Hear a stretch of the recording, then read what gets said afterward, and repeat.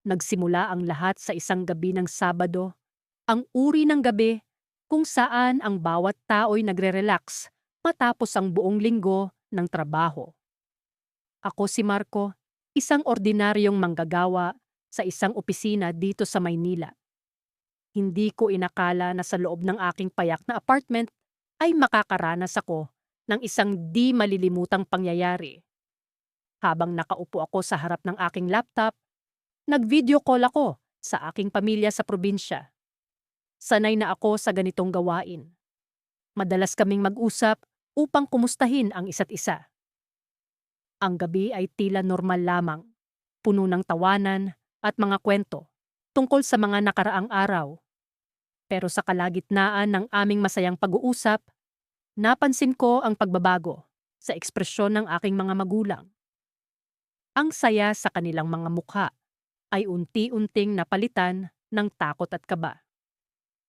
"Marco, may tao sa likod mo," sabi ng aking ina, halos pabulong ngunit puno ng pag-aalala. Napatingin ako sa screen ng laptop at doon ko nakita ang kanilang mga mata, nakatutok sa isang bagay sa likod ko. Agad akong lumingon, ngunit wala akong nakita, maliban sa mga lumang kasangkapan sa aking sala. Bumalik ako sa harap ng kamera at sinubukang kong ngumiti para kalmahin sila. "Wala ma, baka nagkamali lang kayo," sabi ko, pilit na pinapakalma ang sarili. Ngunit hindi nila pinansin ang sinabi ko. "Marco, nakita namin. May dumaan sa likod mo." Pilit na ulit ng aking ama. Ang boses niya ay puno ng pagkabahala. Pinilit kong hindi magpadala sa takot. Nanatili akong kalmado kahit na ang puso ko'y mabilis na pumipintig. Binuksan ko ang video recording ng tawag, umaasang mapatunayan na wala nga akong dapat ikabahala. Habang pinapanood ko ang video, doon ko nakita ang sinasabi nila. Isang anino ang dumaan sa likod ko, ngunit hindi ito tao. Mabilis at hindi malinaw, ngunit sapat na upang makaramdam ako ng ginaw sa aking kalamnan. Ang buong katawan ko'y nanginig. Paano nangyari iyon? Nag-iisa lang ako sa apartment. Nakapadlock ang pintuan at walang ibang tao sa loob. Hindi ko alam kung paano ko ipapaliwanag sa sarili ko ang nakita ko. Ilang sandali pa'y tinapos ko na ang tawag. Hindi ko na kaya ang tensyon at ang mga magulang ko rin ay halatang nababalisa. Nang matapos ang tawag, naglakad ako sa paligid ng aking sala. Sinuri ko ang bawat sulok, ang bawat bintana. Wala akong nakita. Tila normal lamang ang lahat. Pero hindi ko maalis sa isip ko ang anino. Nang gabing iyon, hindi agad ako nakatulog. Pabalik-balik sa isip ko ang tanong na, ano o sino ang aninong iyon? Hindi ko iniwan ang ilaw sa sala. Umaasang ito ay sapat na upang itaboy ang anumang masamang espiritu na maaring naroon. Habang nakahiga sa aking kama, pinilit kong pumikit at ipahinga ang isipan. Ngunit sa tuwing ipipikit ko ang aking mga mata, ang anino ay bumabalik sa aking alaala. Para itong isang bangungot na muling bumabalik-balik. Hindi ko alam kung ito ba'y bunga lamang ng aking pagod na isipan. O may mas malalim na kahulugan ang pangyayaring iyon. Sa kabila ng pagod, ang aking isip ay patuloy na nagtatanong. Kailangan kong malaman ang totoo. Kailangang malaman ko kung ano ang ibig sabihin ng aninong iyon. Ngunit paano ko ito sisimulan? At sa aking paghahanap ng sagot, ano pa kaya ang aking matutuklasan? Hindi mawala sa isipan ko ang nakita ko sa video call noong nakaraang gabi. Isang anino, malinaw na lumitaw sa likuran ko habang kausap ko si Carla. Hindi ko maipaliwanag ang naramdaman ko, isang halo ng takot at pagkalito. Sinubukan kong kumbinsihin ang sarili na baka may mali lang sa kuha ng kamera o isang glitch sa app. Pero sa kaibuturan ng aking puso, alam kong may kakaiba sa mga nangyari. Kinabukasan, nagising akong may mabigat na pakiramdam. Ang init ng araw ay hindi nakapagpasaya sa akin tulad ng dati. Habang nagkakape ako sa kusina, napatingin ako sa pinto ng kwarto. kung saan ko ginawa ang tawag kagabi. Para bang may humihila sa akin papasok doon. May kung anong misteryosong enerhiya ang bumabalot sa silid na yon. Nagpasya akong bumalik sa silid at suriin muli ang video. Inilabas ko ang aking laptop at sinimulang i-play ang recording. Nakatingin ako ng maigi sa screen, umaasang makahanap ng paliwanag sa mga nangyari. Doon ko muling nakita ang aninong dumaan sa likod ko, dahan-dahan. Tila ba sadyang ipinapakita ang sarili nito? Nanginig ang mga kamay ko sa kaba. Sino o ano ang aninong iyon? At bakit ito nagpaparamdam sa akin ngayon? Carla, kailangan ko ng tulong mo. Mensahe ko sa kanya. Hindi nagtagal, nag-reply siya at sinabing pupunta siya sa bahay ko mamayang hapon. Hindi ko alam kung paano ko ipapaliwanag sa kanya ang lahat ng ito. Pero kailangan kong magtiwala na may intindihan niya ako. Nagpatuloy ang araw na puno ng kaba. Ang bawat tunog sa bahay ay nagdudulot ng kilabot sa akin. Parang may mga matang nakatingin mula sa bawat sulok, nagmamasid, nag-aabang. Sinikap kong maging abala sa ibang bagay, ngunit hindi ko matanggal sa isip ko ang aninong iyon. 3:00 ng hapon nang dumating si Carla. Kitang-kita ko sa kanyang mukha ang pag-aalala habang pinapapasok ko siya sa bahay. Anong nangyari? Tanong niya agad. Sinalaysay ko sa kanya ang lahat. Ang aninong nakita ko sa video, ang mga kakaibang nararamdaman ko sa silid, at ang hindi maipaliwanag na takot na bumabalot sa akin. Tahimik siyang nakinig, at nang matapos ako, sinabi niyang, baka kailangan nating magtanong sa mga eksperto. Meron akong kilalang paranormal investigator. Pwede natin siyang lapitan para sa tulong. Hindi ko alam kung ano ang iisipin ko. Dati ay hindi ko pinaniniwalaan ang mga ganong bagay. Pero nag-iba na ang lahat, simula nang makita ko ang aninong iyon. Sige, subukan natin. Sagot ko. Umaasang makakahanap kami ng kasagutan. Nagpasya kaming tingnan ng buong bahay. Baka sakaling may makikita kaming kakaiba. Sa bawat silid na pinasok namin, naramdaman ko ang malamig na hangin na tila ba dumadaloy sa paligid namin. Nang pumasok kami sa kwarto kung saan naganap ang tawag, biglang bumigat ang pakiramdam ko. Para bang may presensyang nagmamasid sa amin, nagtatago sa mga anino. Habang iniikot namin ang silid, napansin ni Carla ang isang lumang kahon sa ilalim ng kama. Ano ito? Tanong niya habang hinahawakan ng kahon. Napatingin ako at hindi ko maalala kung paano ito napunta roon. Binuksan namin ito at tumambad sa amin ang mga lumang litrato at ilang dokumento. Habang tinitingnan namin ang mga larawan, napansin namin na ang isang lalaki sa litrato ay may hawig sa akin. Sino ito? Tanong ni Carla. Hindi ko masagot ang tanong niya. Pero sa kaibuturan ng aking isip, parang may bulong na nagsasabing may koneksyon ito sa nangyari sa akin. Isang koneksyon na hindi ko pa lubos na nauunawaan. Biglang nag-ring ang telepono ni Carla. Pasensya na. Kailangan ko itong sagutin. Sabi niya habang lumabas ng silid. Naiwan akong mag-isa. Hawak ang isa sa mga lumang litrato.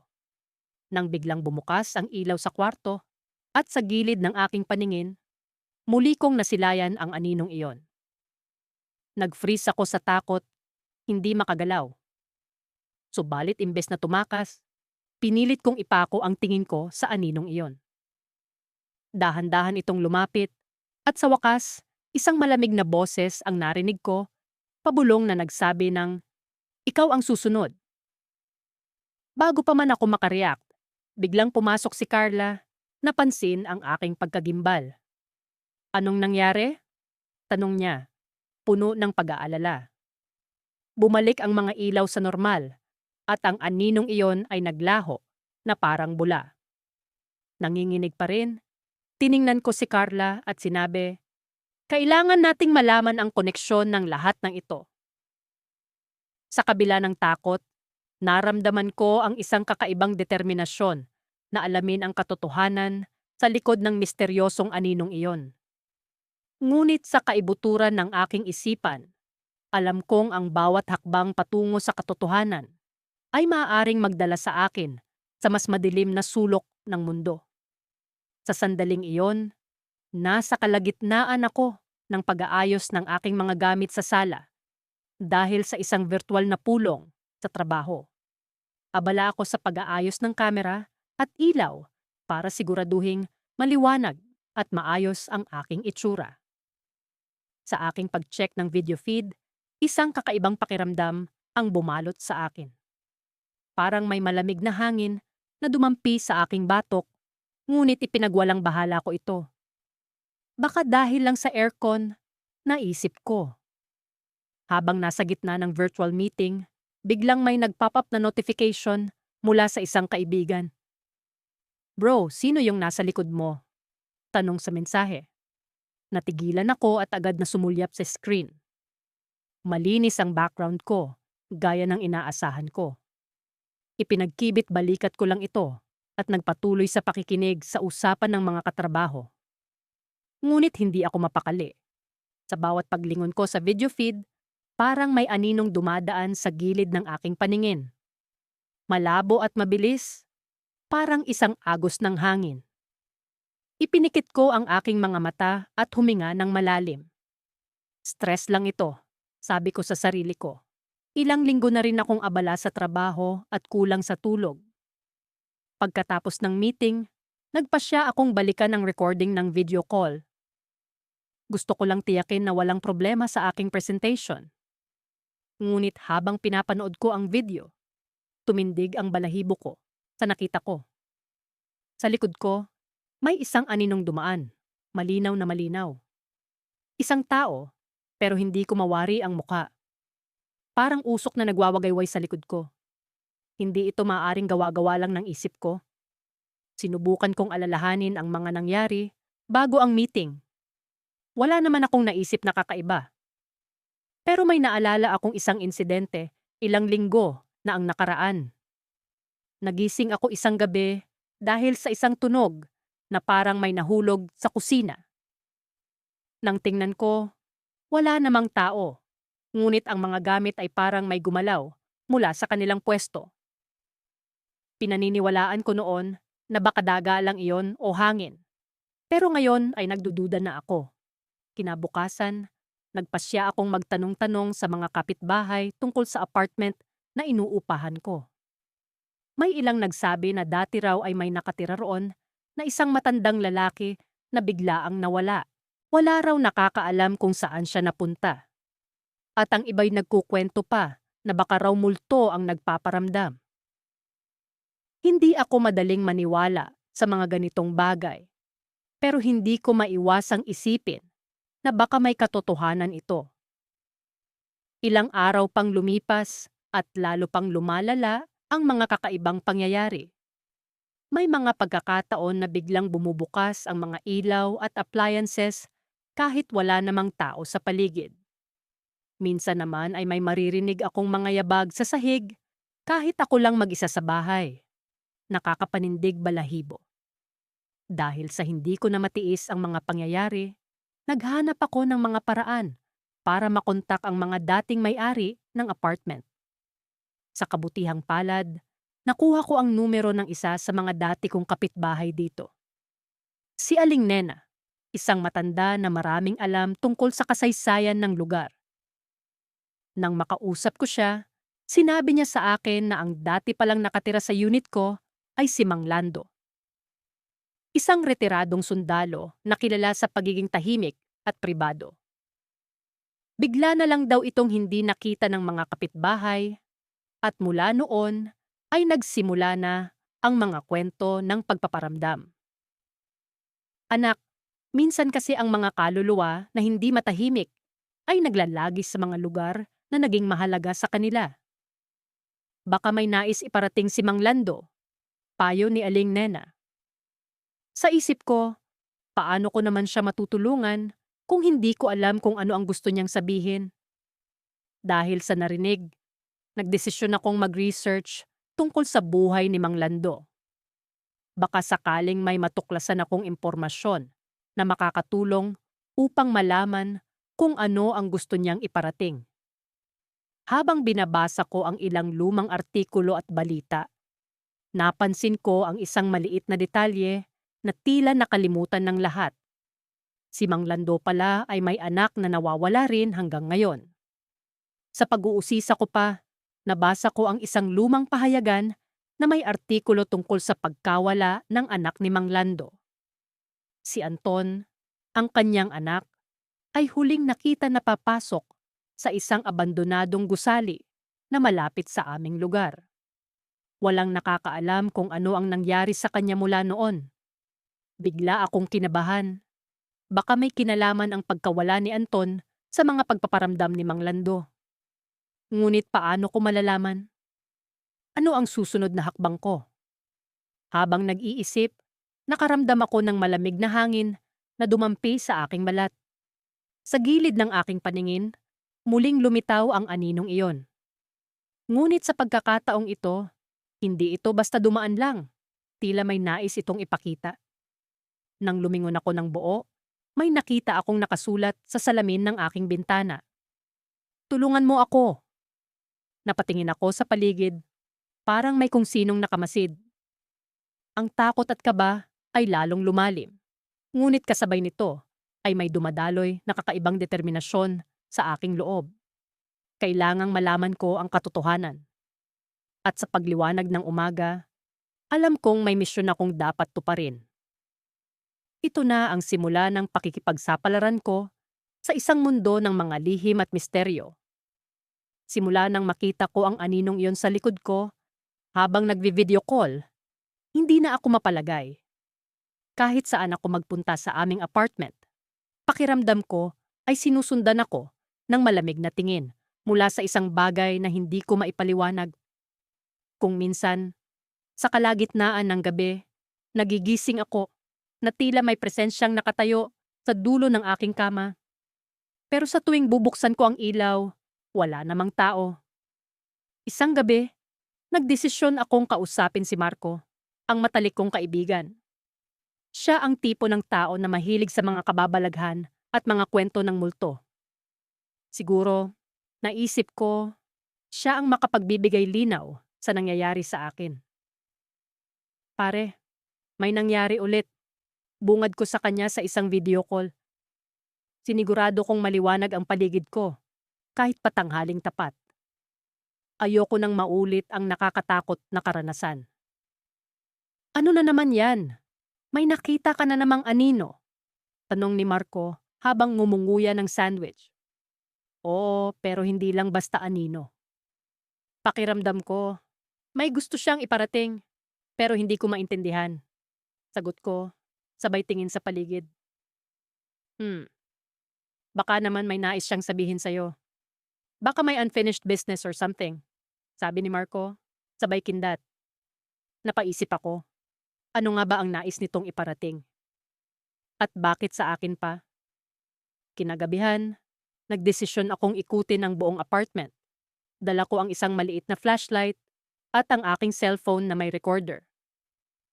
Sabi kasi ni Marco, baka may marinig akong EVP o electronic voice phenomenon. Lahat ng kwarto'y sinuyod ko, ngunit wala akong kakaiba na itala. Nang pumasok ako sa banyo, doon ko naramdaman ang kakaiba. Ang lamig, tila bagay nanggagaling sa mismong sahig. Pumihit ako at nagulat nang makita ang refleksyon ko sa salamin. Sa likod ko, may aninong dumaan. Hindi ko na pinatagal pa at agad na tumakbo papalabas. Ngunit sa aking pagmamadali, nadapa ako at nawalan ng malay. Nang magising ako, nasa sala na ako at si Marco ay nasa tabi ko. Hindi ko na matandaan kung paano siya nakapasok sa apartment. "Pare, anong nangyari?" Tanong ni Marco. Kitang-kita ang pag-aalala sa kanyang mukha. "May nakita akong anino sa banyo." Sagot ko, habang pilit kinakalimutan ang takot na nadama ko. Nagdesisyon kaming maghalughog muli, pero sa pagkakataong ito, magkasama na kami.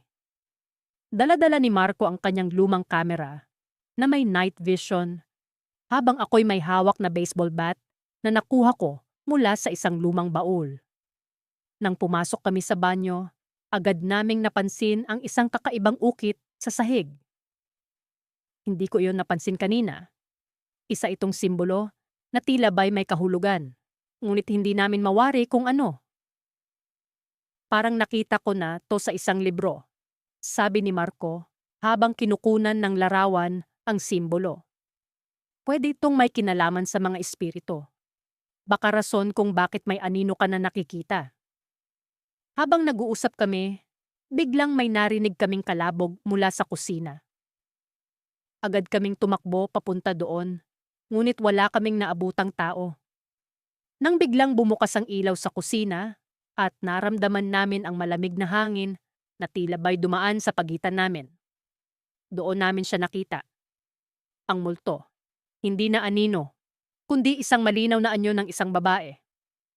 Nakaupo siya sa lamesa. Nakatingin sa amin ng direkta. "Anong kailangan mo?" tanong ni Marco. Nanginginig ang boses. Hindi sumagot ang babae. Sa halip, dahan-dahan siyang tumayo at naglakad papalapit sa amin. Hindi ko maipaliwanag ang takot na nadama ko, ngunit hindi ko magawang umalis sa kinatatayuan ko. Nang siya'y nasa harapan na namin, biglang nagbago ang kanyang anyo. Mula sa isang babae, naging isang bata siya. At sa kanyang mga mata, nakita ko ang isang pamilyar na lungkot. "Ibalik mo ang aking kwintas," aniya, bago siya tuluyang naglaho. Pagkatapos ng pangyayaring iyon, hindi na kami muling nakakita ng anino. Ngunit ang kanyang hiling ay patuloy na gumugulo sa akin. Anong kwintas ang kanyang tinutukoy? At bakit sa akin siya humihingi ng tulong? Hindi ko alam ang sagot. Pero alam kong hindi pa ito ang katapusan. Pakiramdam ko, ito ay simula pa lamang ng mas malalim na misteryo na kailangan naming lutasin. Ang tanong, handa ba kaming harapin ang mga susunod na kabanata ng kwentong ito? Hindi ko akalain na ang simpleng gabi ng pakikipag-video call sa aking kaibigan ay magiging simula ng isang hindi ko malilimutang bangungot. Matapos ang ilang araw ng pag-aalala at pag-aalinlangan, nagpasya akong harapin ang takot na bumabalot sa akin. Kailangan kong malaman ang katotohanan sa likod ng aninong iyon. Isang gabi, nagpasya akong bumalik sa parehong kwarto kung saan nangyari ang insidente. Dala ang aking cellphone at isang maliit na kamera. Nais kong makonan muli ng video ang aking paligid. Sa pag-asang makita at maintindihan kung ano ang tunay na nangyari. Habang naglalakad ako patungo sa kwarto, ramdam ko ang bigat ng hangin. Para bang may mga matang nakamasid sa akin, sinusundan ang bawat hakbang ko.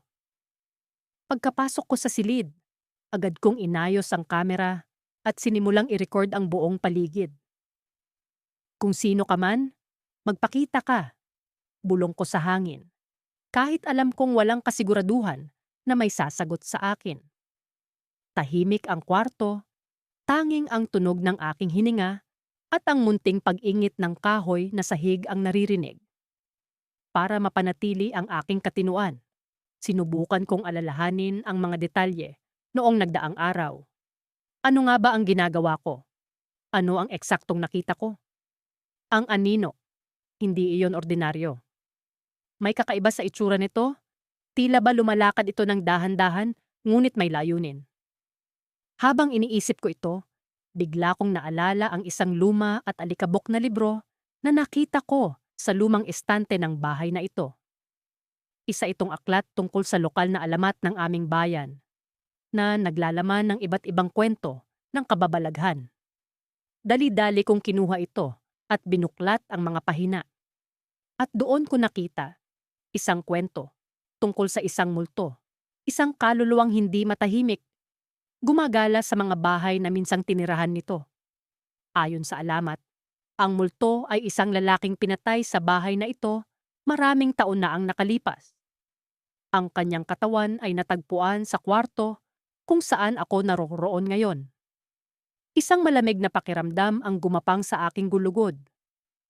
Ang mga detalye ng kwento ay tugma sa aking nakita, ang anyo ng anino at ang paraan ng paggalaw nito. Nang sandaling iyon, isang malamig na hangin ang dumaan sa akin. Napatigil ako, ang aking mga matay, napako sa refleksyon ng salamin sa harap ko. Doon ko nakita ang anino, hindi na isang simpleng silweta, kundi isang malinaw na anyo ng isang lalaking nakatayo sa likod ko. Ang kanyang mga matay tila puno ng kalungkutan at poot. Hindi ko napigilan ang aking sarili. Bigla kong hinawakan ang aking cellphone at kinunan ito ng video. Ngunit sa halip na takot ang mangibabaw sa akin, isang kakaibang pakiramdam ang bumalot sa akin. Pag-unawa. Para bang sinasabi ng multo na kinikilala nito ang aking presensya at nais nitong iparamdam sa akin ang kwento nito. Ngunit bago ko pa man mas lumalim ang aking pag-iisip, biglang may narinig akong ingay mula sa labas ng kwarto. Mabilis akong lumingon, ngunit wala akong nakita. Nang bumalik ang aking tingin sa salamin, wala na ang anino. Para bang ito'y isang panaginip lamang. Isang ilusyon na naglaho sa hangin. Napaupo ako sa sahig, nanginginig at hindi alam ang gagawin. Ang tanging naiwan sa akin ay ang video sa aking cellphone. Isang patunay na hindi ko ito imahinasyon lamang. Ngunit habang pinapanood ko ito, may napansin akong kakaiba sa dulo ng footage. Isang mensahe na tila isinulat sa alikabok ng salamin, tulong. Ang aking puso'y kumabog ng mabilis. Ano ang ibig sabihin nito? Bakit ako ang pinili niyang lapitan? At higit sa lahat, paano ko siya matutulungan? Habang sinusubukan kong intindihin ang lahat, isang malamig na hangin muli ang bumalot sa kwarto. Sa pagkakataong ito, alam kong hindi na ako nag-iisa. Ngunit sa halip na matakot, naramdaman kong kailangan kong gawin ang aking makakaya upang mahanap ang kasagutan. Ngunit paano nga ba? Ito ang tanong na patuloy na bumabagabag sa akin. Ang sumunod na mangyayari ay hindi ko inaasahan. Sa likod ng aking isipan, narinig ko ang isang boses, mahina pa, ngunit malinaw. Sundan mo ang nakaraan. At doon ko napagtanto, ang aking paglalakbay ay nagsisimula pa lamang. Ang bahay na ito, ang multong ito. At ang kanyang kwento ay may mas malalim na koneksyon sa akin kaysa sa aking inaasahan. Ngunit paano at bakit, ito ang aking kailangang tuklasin. Hindi ko na alam kung ilang oras na akong nakatigil sa upuan, nakatitig sa lumang video na kuha mula sa laptop ko. Nakapako ang mga mata ko sa bawat frame, umaasang mali ang nakita ko. Ngunit hindi ko maikakaila ang bigat na bumabalot sa dibdib ko sa tuwing umuulit ang eksena. Ang aninong dumaan sa likod ko habang nag-video call ako kay Liza. Napilitang bumalik sa isipan ko ang mga tanong na walang kasagutan. Sino o ano ang nasa likod ko noong gabing iyon? Imposible bang may ibang tao sa bahay ko? Mula sa maliliit na detalye, ang malamig na simoy ng hangin na tila humahaplos sa batok ko. Hanggang sa mga alingas-ngas na hindi ko pinansin. Lahat ng ito ay unti-unting bumubuo ng larawan na hindi ko kayang ipaliwanag. Hindi ko na matiis ang katahimikan. Kailangan kong malaman ang katotohanan. Kahit na ibig sabihin nito ay kailangan kong harapin ang takot na matagal ko nang iniiwasan. Binuksan ko ang ilaw sa sala at tinungo ang maliit na kabinet kung saan nakalagay ang mga lumang kagamitan ng lola ko.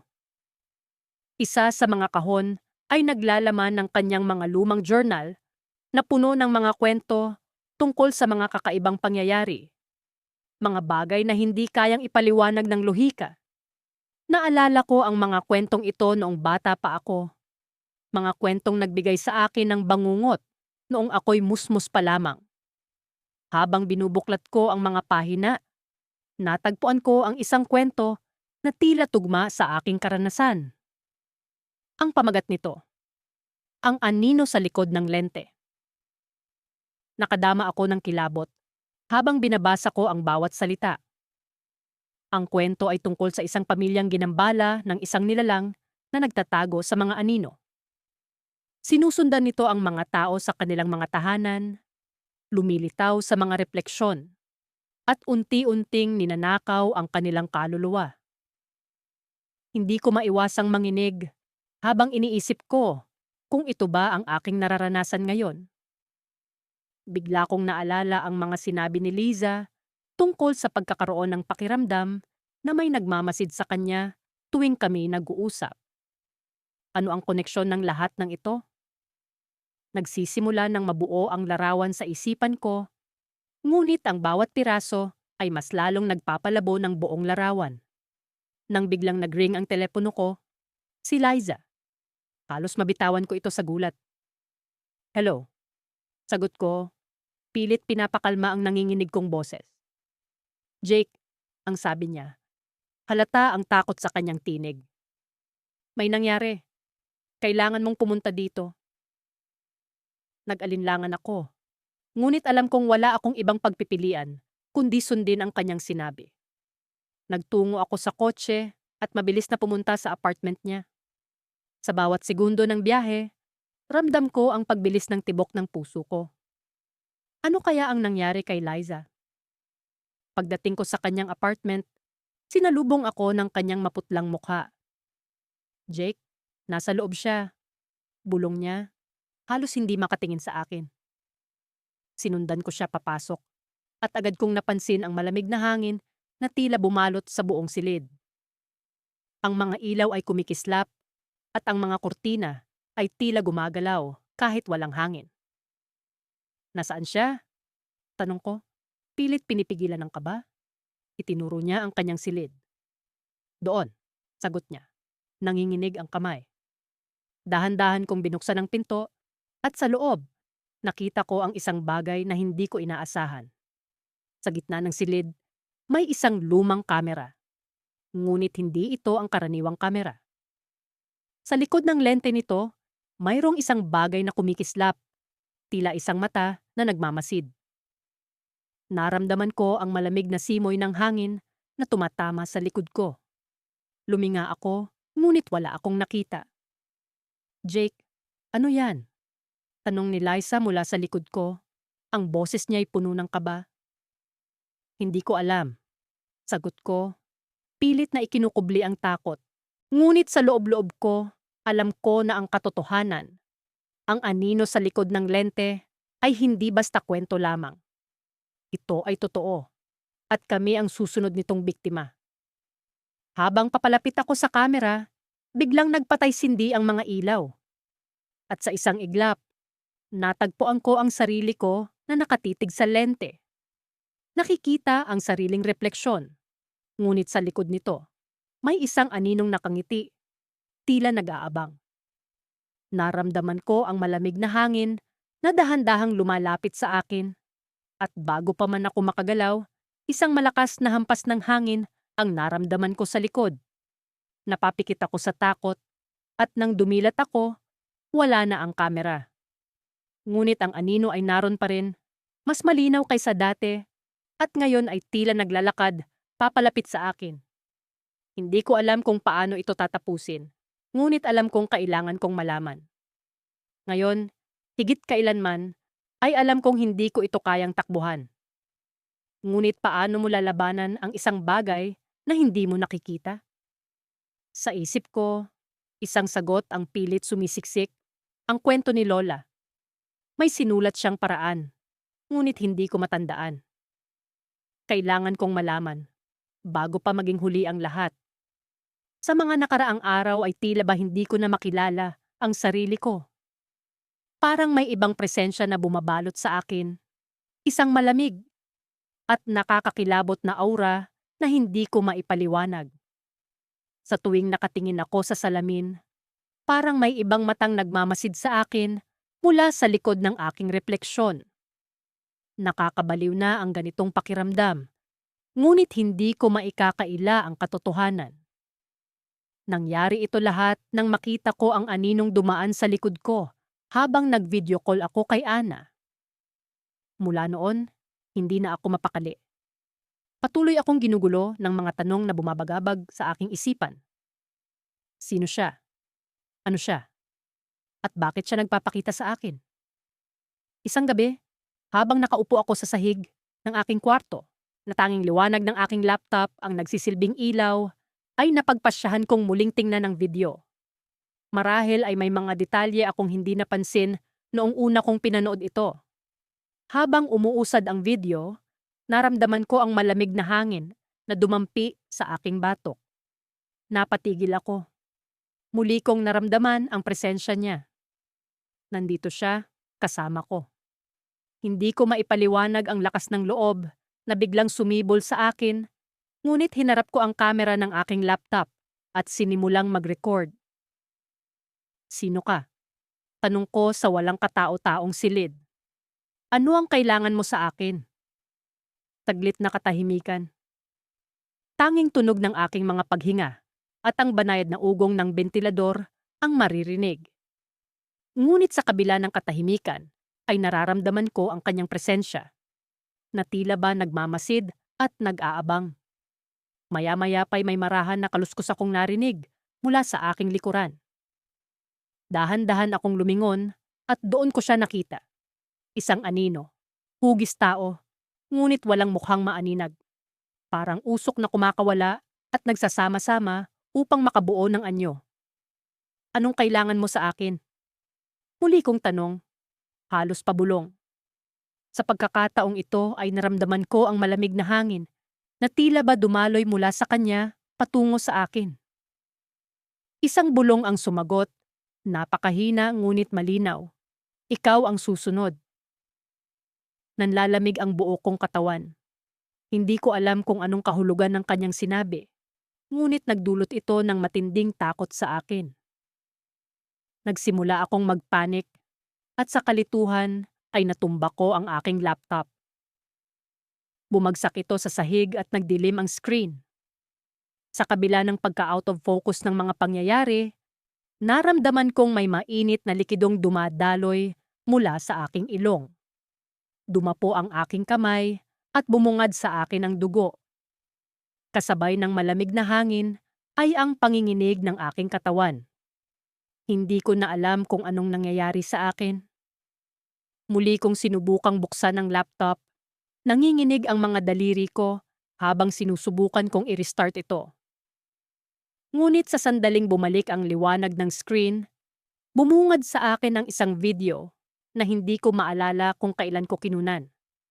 Sa video, kitang-kita ko ang sarili kong nakaupo sa kama. Ngunit may kakaiba sa akin.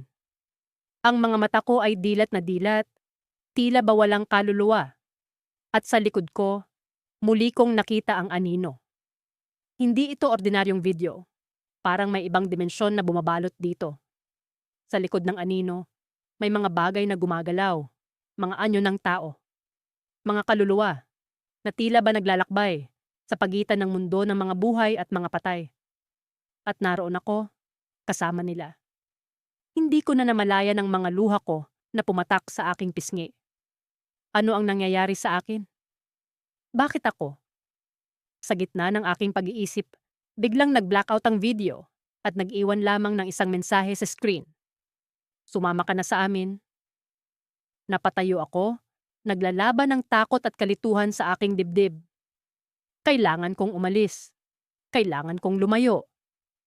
Ngunit bago ko pa man magawang kumilos, naramdaman kong may malamig na kamay na humawak sa aking balikat.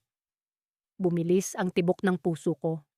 Hindi ko na alam kung kaya ko pang harapin ang presensya sa likod ko. Ngunit alam kong wala na akong ibang pagpipilian. Kailangan kong malaman ang katotohanan. Huminga ako ng malalim. Pilit na pinatatag ang sarili. Dahan-dahan akong lumingon at sa pagkakataong ito, handa na akong harapin ang anuman o sino mang nasa likod ng lahat ng ito. Ngunit sa pagharap ko, isang nakakagimbal na tanawin ang bumungad sa akin. Ang sarili kong muka, ngunit mas maputla, mas malamig, at may ngiting tila ba nagahari. At sa isang iglap nawala ang lahat ng liwanag. Napalibutan ako ng kadiliman. at ang tanging naririnig ko ay ang malalalim na hininga na tila ba nagmumula sa akin mismo. Sa kabila ng lahat, alam kong hindi pa ito ang katapusan. Ngunit ano ang naghihintay sa akin sa susunod na kabanata ng kwentong ito? Hindi ko pa alam. Sa mga sumunod na araw matapos kong makita ang anino sa likod ko sa video call, hindi ako mapakali. Parang lagi kong nararamdaman ang malamig na hangin na tila dumadampi sa aking batok. Wala akong magawa kundi maging alerto sa lahat ng oras. Palaging nagmamasid sa paligid kahit wala namang ibang tao sa bahay. Isang gabi, naisipan kong balikan ang mga lumang video recording sa aking laptop. Gusto kong tiyakin kung may iba pa akong hindi nakitang kakaiba sa mga naunang video call. Habang binabalikan ko ang mga ito, may napansin akong kakaiba sa isang video mula 2 linggo na ang nakalipas. Sa tagpong iyon, habang abala ako sa pag-uusap sa kaibigan ko, may mabilis na paggalaw sa gilid ng screen. Pinabagal ko ang playback at doon ko nakita isang aninong tila dumaan sa likod ko. Ngunit sa bilis ay hindi ko ito agad napansin noon. Nagsimula akong mag-alinlangan sa sarili kong katinuan. Iniisip kong baka naman nagiging paranoid na lang ako. Ngunit hindi ko maalis sa isip ko na may kakaiba talagang nangyayari. Kaya't nagdesisyon akong ipakita ito sa aking kaibigan na si Miguel, isang taong mahilig sa mga paranormal na bagay. Tinawagan ko siya at niyaya sa bahay. Pagdating ni Miguel, agad kong ikinuwento ang mga nangyari at ipinakita sa kanya ang mga video. Habang pinapanood niya ang mga ito, kitang-kita ko sa mukha niya ang pag-aalala. "Pare," sabi niya, "parang hindi ito basta-bastang anino lang. May nararamdaman akong kakaiba." Nagdesisyon kaming mag-imbestiga pa. Naghanap kami ng mga impormasyon tungkol sa aming lugar. Baka sakaling may kasaysayan ito ng mga kababalaghan. Hindi nagtagal. Nalaman naming may isang bahay pala sa tapat ng tinitirhan ko na itinayong muli matapos masunog ilang dekada na ang nakalipas. Ang sabi-sabi, isang pamilya ang nasawi sa sunog na iyon at mula noon, sinasabing may nagpaparamdam na mga kaluluwa sa lugar na iyon. Kinilabutan ako sa nalaman namin, pero hindi ko pa rin matiyak kung paano ito konektado sa mga aninong nakikita ko. Kaya't naisipan naming mag-set up ng kamera sa aking sala, umaasang makukuha namin ang anumang kakaibang pagkilos na nagaganap sa bahay ko. Gabi-gabi, bago matulog, sinisigurado kong naka-on ang kamera. At sa mga sumunod na gabi, wala kaming nakuhang kakaiba, maliban sa malamig na hangin na tila palaging dumadaan sa kwarto ko. Ngunit isang gabi, habang kami ni Miguel ay nanonood ng live feed mula sa kamera, may nakita kaming hindi inaasahan. Una, tila may malabong usok na dahan-dahang bumalot sa paligid ng sala. Dumilim ang paligid at unti-unti itong nagkaroon ng hugis. Isang figura ng tao na tila nakatitig sa kamera. Sa takot ay napaatras kami ni Miguel, hindi makapaniwala sa aming nasaksihan. Subalit bago pa man namin maisip kung ano ang susunod na gagawin, biglang nag-blackout ang screen. Nang bumalik ang kuryente, agad naming tiningnan ang recording. Ngunit laking gulat namin nang makitang wala kaming naitalang anuman. Para bang walang nangyari. Nagkatinginan kami ni Miguel, parehong hindi makapaniwala.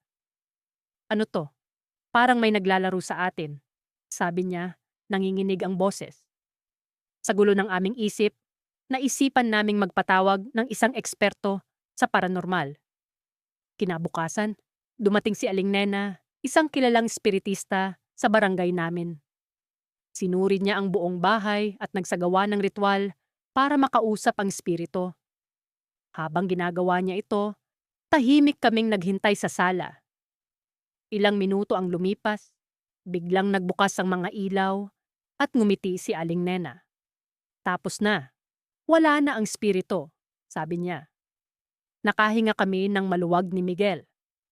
Ngunit sa kabila ng assurance ni Aling Nena, may naramdaman akong kakaiba. Isang pakiramdam na tila may mali. Bago siya umalis, tinanong ko siya, "Sigurado po ba kayo? Parang may nararamdaman pa rin akong kakaiba." Ngumiti siya, ngunit sa kanyang mga mata ay may bakas ng pag-aalala. Minsan ang mga espiritu ay hindi umaalis hanggat hindi natutupad ang kanilang nais. Pagkaalis niya, napaisip ako sa kanyang sinabi. Ano kaya ang hindi pa natutupad? At bakit ko nararamdaman na parang hindi pa tapos ang lahat? At sa isang iglap, napatingin ako sa sulok ng sala. Sa dulo ng aking paningin, muli kong nakita ang anino. Hindi na sa video, kundi sa aktwal kong paligid. At sa pagkakataong ito, alam kong hindi ito basta-basta mawawala na lamang. Ang mga nakaraang araw ay hindi naging madali para sa akin.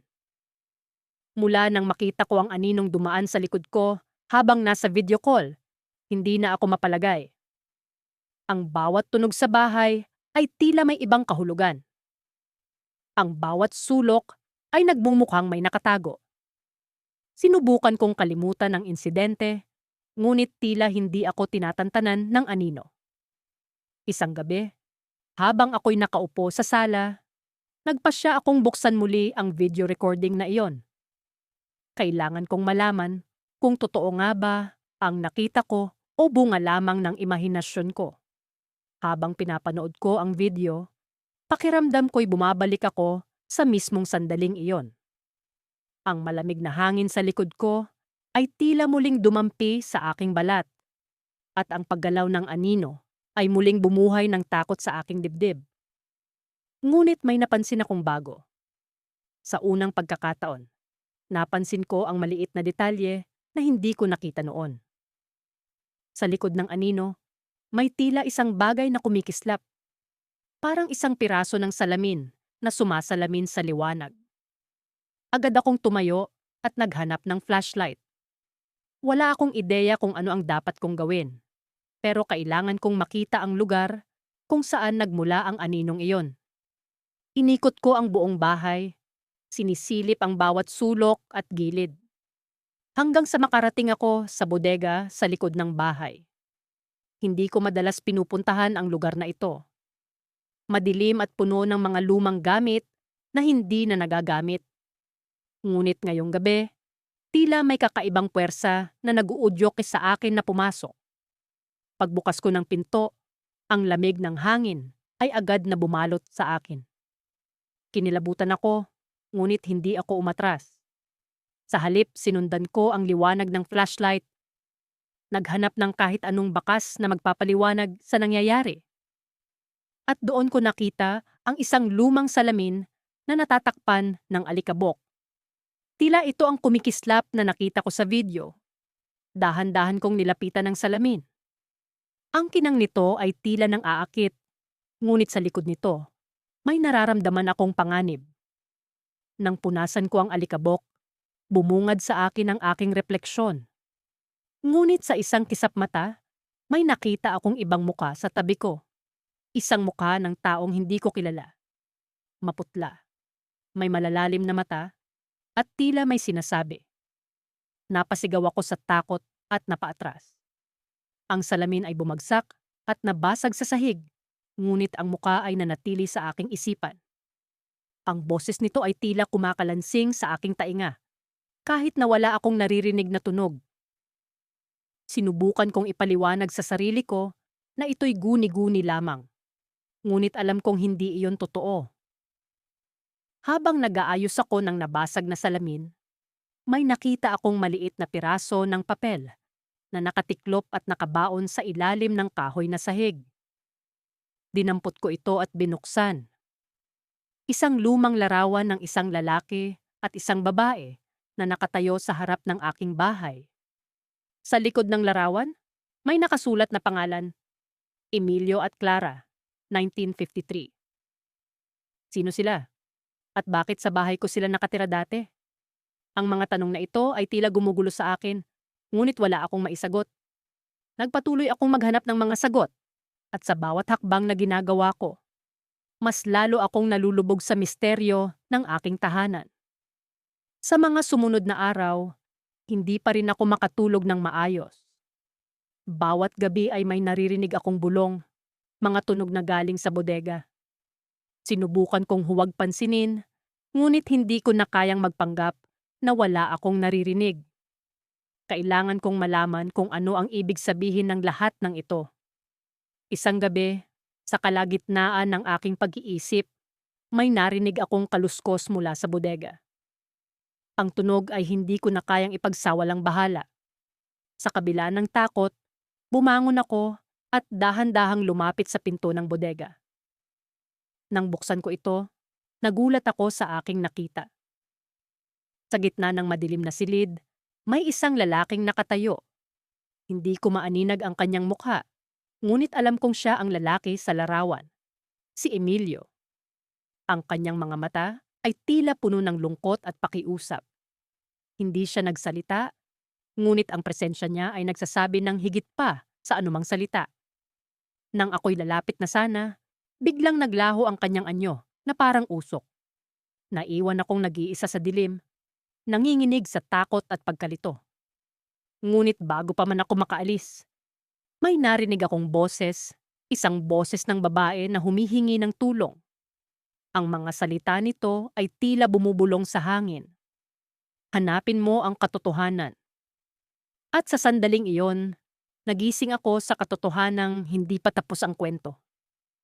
Kailangan kong malaman kung ano ang tunay na nangyari sa kanila, kay Emilio at Clara. Ngunit paano ko hahanapin ang katotohanan kung ang mga multo ng nakaraan ay patuloy na sumasabay sa aking bawat hakbang? Sa wakas, narating ko ang puntong mukhang halos lahat ay tila normal na ulit. Matapos ang ilang linggong pag-iwas sa video calls, napilitan akong magpatuloy sa trabaho at bumalik sa dati kong gawain. Ngunit kahit anong gawin ko, hindi pa rin maalis sa isip ko ang aninong iyon na lumitaw sa likod ko sa aming huling video call. Ang imaheng iyon ay tila nakatatak na sa aking alaala. At kahit anong pilit kong kalimutan, patuloy itong bumabalik sa aking isipan.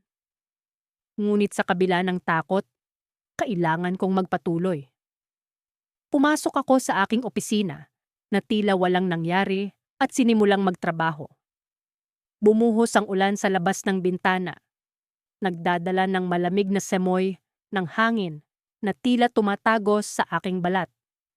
Ang tunog ng ulan ay nagbigay sa akin ng kaunting kapanatagan, kaya't sinubukan kong mag-focus sa aking ginagawa.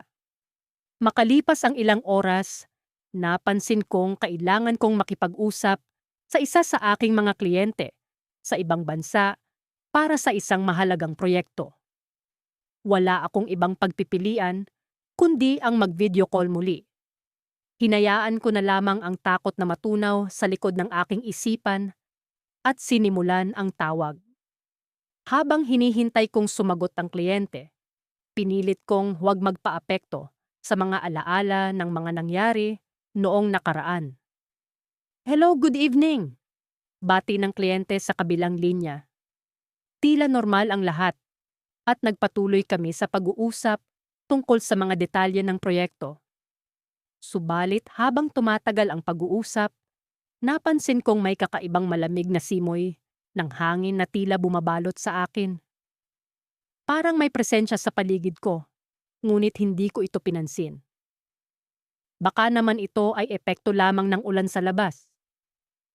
Habang patuloy ang pag-uusap, napansin kong biglang naging malabo ang imahe sa screen. Akala ko'y may problema lamang sa koneksyon, kaya't hindi ko ito pinansin. Ngunit nang tingnan ko ang aking sarili sa maliit na kahon sa screen, nakita kong may aninong dumaan muli sa likod ko. Ang aking puso ay tila tumigil sa pagtibok at hindi ko alam kung anong gagawin. Pinilit kong manatiling kalmado at nagpatuloy sa pag-uusap na para bang walang kakaibang nangyayari. Ngunit lalong lumala ang sitwasyon nang maramdaman kong may malamig na hangin na dumaan sa aking batok. Ito'y parang may humihinga sa likod ko. Sinubukan kong hindi magpakita ng takot, ngunit ang aking mga kamay ay nagsisimula ng manginig. "Excuse me for a moment," sabi ko sa kliyente, at agad kong pinatay ang kamera. Tumayo ako mula sa aking upuan at dahan-dahang lumingon sa likod. Walang tao roon. Ngunit sa sahig, may mga bakas ng basang paa na tumutuloy mula sa pinto hanggang sa kinaroroonan ko. Walang ibang tao sa bahay kundi ako. Kaya't paano ito nangyari? Ang aking isipan ay nagsimulang maglaro ng mga senaryo. Ano ba talaga ang nangyayari? Sino o ano ang aninong iyon? Nang bigla kong marinig ang isang mahihinang boses mula sa likod ko. "Tulungan mo ako." Halos madurog ang puso ko sa takot. Nanginginig akong lumingon muli at nakita ang isang aninong anyo ng isang babae, basang-basa, nakatayo sa aking harapan. Ang kanyang mga mata ay puno ng pagdurusa at pighati. "Please, tulungan mo ako," ulit niya. Ang boses niya ay tila nagmumula sa ilalim ng dagat, puno ng kalungkutan. Hindi ko alam kung anong aking gagawin. "Ano ang kailangan mo?" tanong ko sa nanginginig na boses. "Hanapin mo ang bangkay ko. Ilibing mo ng maayos."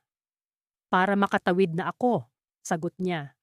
At biglang naglaho ang kanyang anyo. Hindi ko alam kung paano ko gagawin ang hinihiling niya o kung saan ko sisimulan. Ngunit isang bagay ang sigurado.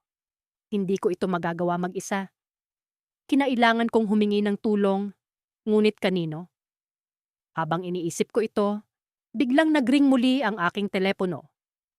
Isang hindi kilalang numero ang nakarehistro sa screen. Tila may isang bahagi ng akin na nagsasabing huwag itong sagutin. Ngunit sa kabila ng takot, pinindot ko ang sagot. "Alam ko kung sino siya," sabi ng boses sa kabilang linya. "At alam ko kung saan siya matatagpuan." Bago pa man ako makapagsalita, naputol ang tawag. Sino ang nasa kabilang linya? Paano niya nalaman ang tungkol sa multo? At higit sa lahat, paano ko malalaman kung totoo ang sinasabi niya? Sa kabila ng mga tanong, isa lang ang malinaw sa akin. Kailangan kong malaman ang katotohanan.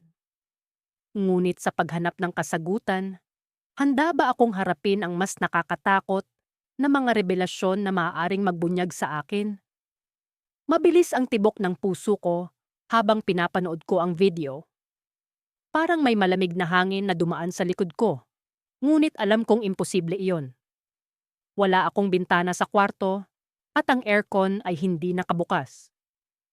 Pinilit kong kalmahin ang sarili ko. Inuulit-ulit sa isipan na baka pagod lang ako o nalilito. Nasa gitna ako ng pakikipag-video call sa mga kaibigan ko nang unang mangyari ito. Isa sa kanila ang unang nakapansin. "Pare, may anino sa likod mo," sabi ni Mark. Puno ng kaba ang boses. Akala ko nagbibiro siya, pero nang makita kong pare-pareho ang reaksyon ng iba pa naming kaibigan, alam kong hindi ito simpleng laro. Mula noon, hindi na ako mapalagay. Nagdesisyon akong balikan ang video para tingnan kung anong nakita nila. Hindi ko alam kung ano ang inaasahan kong makita, pero hindi ito ang napanood ko. Sa likod ko, sa gilid ng pintuan, may aninong dumaan, tila isang tao na mabilis na naglakad. Ngunit imposibleng may ibang tao sa kwarto ko. Lumunok ako ng malalim. Pinilit na pakalmahin ang sarili. "Wala ito," bulong ko sa sarili. Sinusubukan kong ipaniwala sa sarili ko na baka ilaw lang iyon o anuman. Pero hindi ko mapigilan ng takot na unti-unting bumabalot sa akin. Pinilit kong balewalain ang nangyari. Pero gabi-gabi, hindi ako makatulog. Parang may presensya na laging nasa paligid ko. Minsan, nararamdaman ko na parang may nakatingin sa akin kahit mag-isa lang ako sa kwarto. Sinubukan kong huwag pansinin, pero mas lalong lumalala ang pakiramdam. Isang gabi, habang nakahiga ako sa kama, narinig ko ang mahina at pabulong na pag-iyak. Bumangon ako Sinubukang hanapin ang pinanggagalingan ng tunog. Pero tuwing lalapit ako sa pinagmumulan, parang lumilipat ito. Sa huli, napagtanto kong nanggagaling ito sa cellphone ko na nakapatong sa lamesa. Kinilabutan ako. Inabot ko ang cellphone at pinatay ang tunog. Sa isip ko, baka may app lang na nagloloko o baka nag-alarm. Pero alam kong hindi iyon ang katotohanan. May kakaibang nangyayari. Tumingin ako sa paligid. Tahimik na ang kwarto. Pero may kakaibang bigat sa hangin. Parang may nagmamasid. Kinuha ko ang cellphone at binuksan ang camera. Tumingin ako sa screen at nakita ko ang sarili kong refleksyon. Pagod at puno ng takot. Ngunit sa gilid ng screen, sa likod ko, nakita ko ang aninong iyon muli. Mas malinaw na ito ngayon. Isa itong babae. Duguan ang mukha at ang mga matay puno ng galit. Hindi ko maipaliwanag ang nararamdaman ko. Parang dinudurog ang puso ko sa takot, pero hindi ko magawang alisin ang tingin ko sa kanya. Dahan-dahan siyang lumapit sa akin at sa bawat hakbang niya, nararamdaman ko ang lamig na bumabalot sa katawan ko. Hindi ako makagalaw. Para akong estatwa na nakatayo sa harap ng kamera habang ang multo'y papalapit ng papalapit. Nang halos katabi ko na siya, huminto siya. Tumingin siya diretso sa mga mata ko sa refleksyon ng cellphone. "Tulungan mo ako," bulong niya. Halos hindi marinig, pero sapat para magpatindig ng balahibo ko. Biglang nagising ang katawan ko sa takot. Nahulog ang cellphone mula sa mga kamay ko at bumagsak ito sa sahig na may kalabog. Napatili ako at napaatras, dire-diretsong natumba sa kama. Nanginginig ang buong katawan ko at hindi ko alam kung paano haharapin ang nakita ko. Ngunit bago pa man ako makapagsalita o makagalaw pa, biglang may nagbukas ng pinto ng kwarto ko. Bumungad ang kapatid kong si Lisa, gulat na gulat. "Anong nangyayari dito?" tanong niya, halatang nag-aalala. Hindi ako makapaniwala. Parang sa isang iglap, biglang bumigat ang sikreto sa dibdib ko. Hindi ko alam kung paano ko ipapaliwanag kay Lisa ang lahat ng nakita ko, lalo na't siya ang nag-iisang tao na pinoprotektahan ko mula sa lahat ng ito. Ngunit bago ko pa siya masagot, biglang bumukas ang ilaw sa kwarto at sa likod ni Lisa, nakita ko ang multo, ang babaeng duguan, muling lumitaw sa refleksyon sa salamin. Ngayon, mas malinaw at mas nakakatakot. At sa pagkakataong ito, hindi nagalit ang ekspresyon niya. Ngumiti siya, isang ngiti na puno ng hinanakit at paghihiganti. "Lisa, lumayo ka," sigaw ko, ngunit huli na ang lahat. Naglaho ang ilaw at binalot kami ng kadiliman. Sa loob ng ilang segundo, naramdaman ko ang malamig at matalim na hangin na dumaan. Sinundan ng malakas na hampas sa aking likuran. Napasigaw si Lisa. At sa kabila ng lahat ng ingay at kaguluhan, narinig ko ang bulong ng multo sa tenga ko. "Ngayon, ikaw naman."